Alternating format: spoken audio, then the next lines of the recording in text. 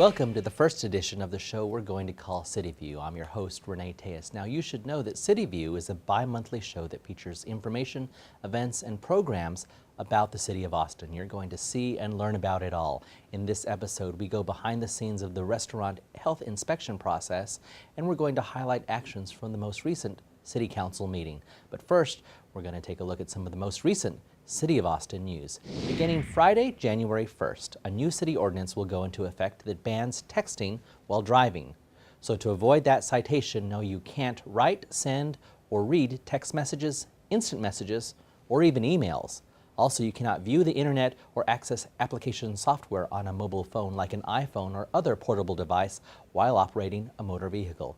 But no, you can do this. Text while stopped at a traffic light, text in an emergency, and you can use your phone's navigation system if it's mounted in plain sight, like on your dashboard or window. Now, officers will only be giving warnings the first month, as Police Chief Art Acevedo has asked for a 30-day conditioning period. But understand that officers will now be watching for dangerous driving habits that may indicate distracted driving because of texting. So folks, remember, when you get behind the wheel, think twice before you reply, push send, or read your email. And speaking of reading, it's probably much safer to read the book that Mayor Lee Leffingwell has announced as his selection for the Mayor's Book Club. Let's take a look at highlights from a news conference at City Hall. This book is called Omega Land, and it's the first book by a local author, Oscar Casares, who is right behind me here, and he'll talk to you in a couple of minutes. This is a book about two hermanos viejos, two old brothers who are very stubborn. They don't like each other very much, and they are brought together by their names are Don Fidencio and Don Celestino, and they're brought together by Don Celestino's much younger girlfriend.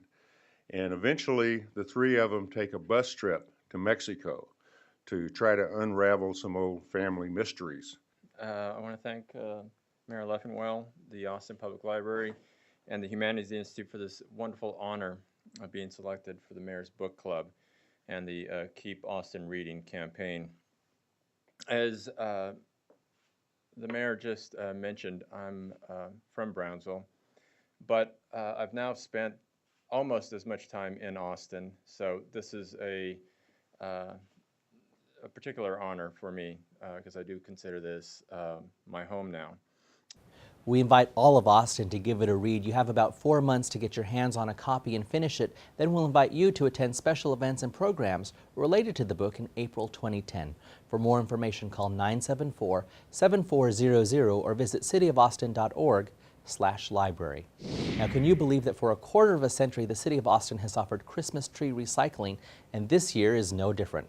Austin Solid Waste Service customers can recycle their tree curbside beginning December 26th, I guess if you've had enough of Christmas, the very day after it's over.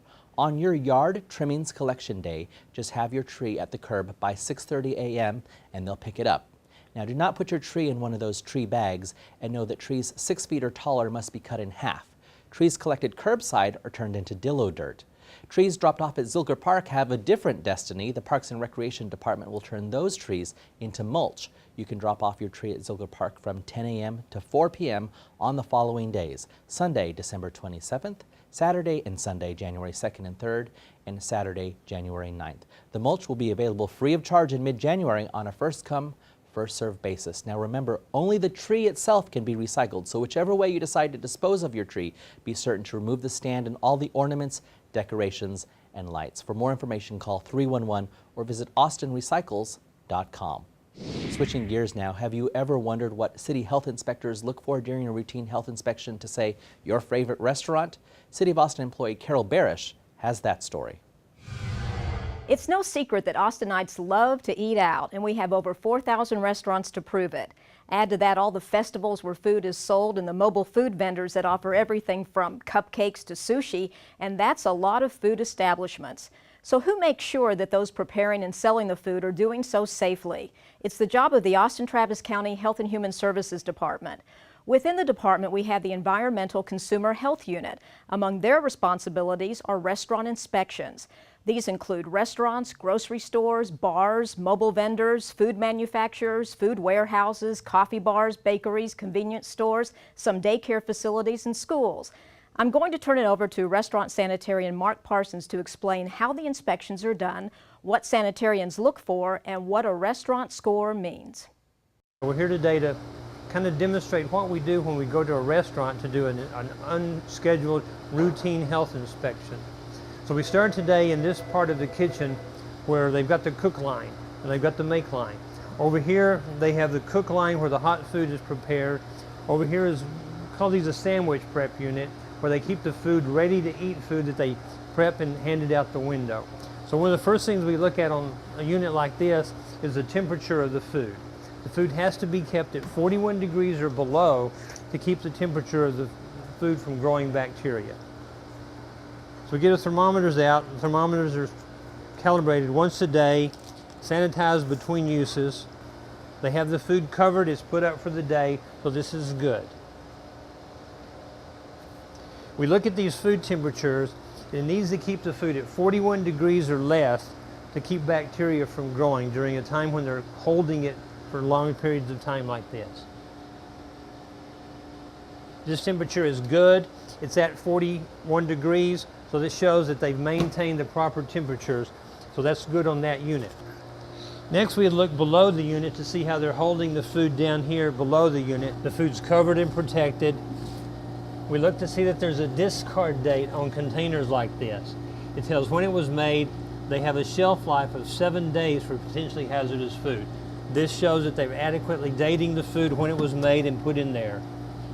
So these foods are all properly covered and dated, discard dated. After checking the cold side, we turn our attention to the cooking side of it. We notice that the stoves over here are off.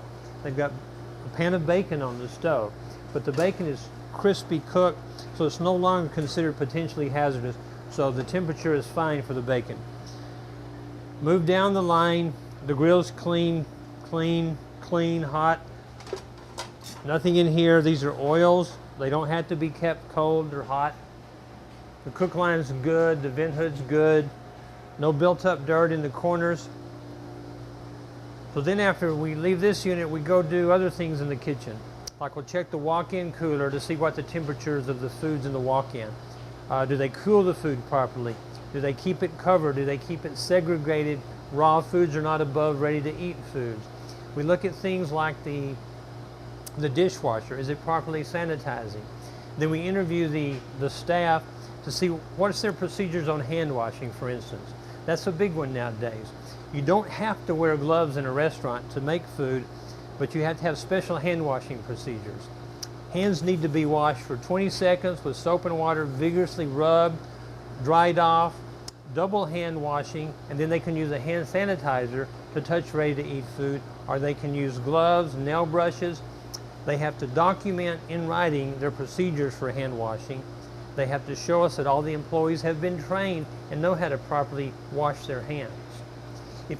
We get to see behind the restaurant doors. If you notice anything in a restaurant, you can ask the management these kind of questions. What is your hand washing procedures? Or you can call 972-5600 and talk to a sanitarian if you notice a restaurant. We try to inspect a restaurant every 6 months, so we're not in there every day trying to follow them around. We do those things. We see that they're educated. They have a food manager. Then we spend a lot of time interviewing on all these procedures to see, do they have control of it? We go over it with the management to see what they're doing. We spend a lot of time doing that during an inspection of restaurant kitchens in Austin. Mark Parsons adds that if no violations are found, the food establishment receives a score of 100. If more than 30 points are lost, a reinspection is required and corrections must be made to bring the score above 70 in accordance with the Texas Food Establishment rules.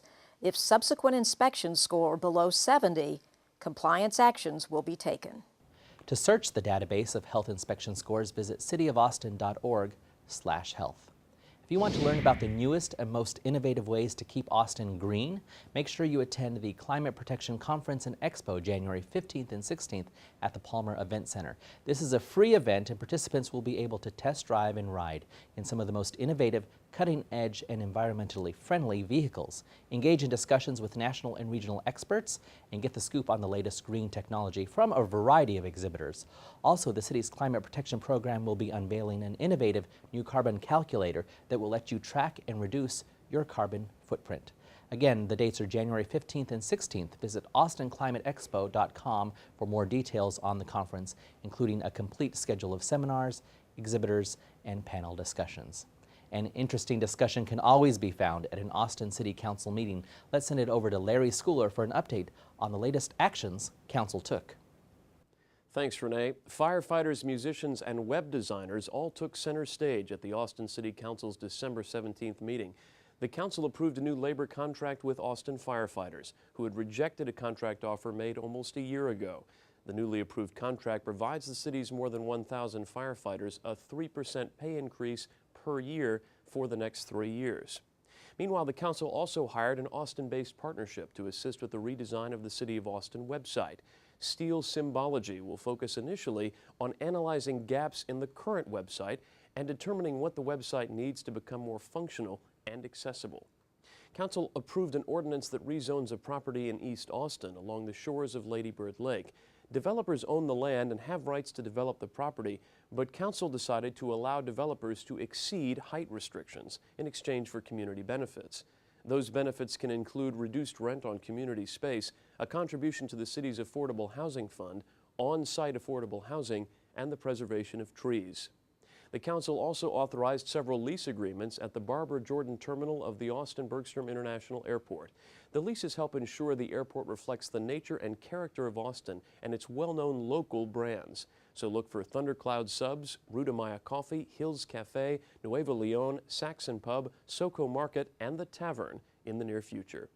Finally, the council also inducted several musicians with Austin ties into the Austin Music Memorial, and we have a list of those musicians for you here. In all, the council tackled 141 items at their last meeting of 2009. The next council meeting is January 14th. Renee, back to you. Thanks, Larry, for that update. And now you can keep updated on City of Austin Channel 6 programming if you have Uverse. Your municipal channel is now available on AT&T Uverse Channel 99 in the Austin area. This makes Channel 6 programming available on Time Warner Cable and Grande Cable Channel 6, AT&T Uverse Channel 99, and of course at cityofaustin.org/Channel 6. That's all for this edition of CityView. We're glad you're watching. I'm Renee Tejas. Thanks for joining us for this inaugural show, and be sure and tune in January 8th for our next show.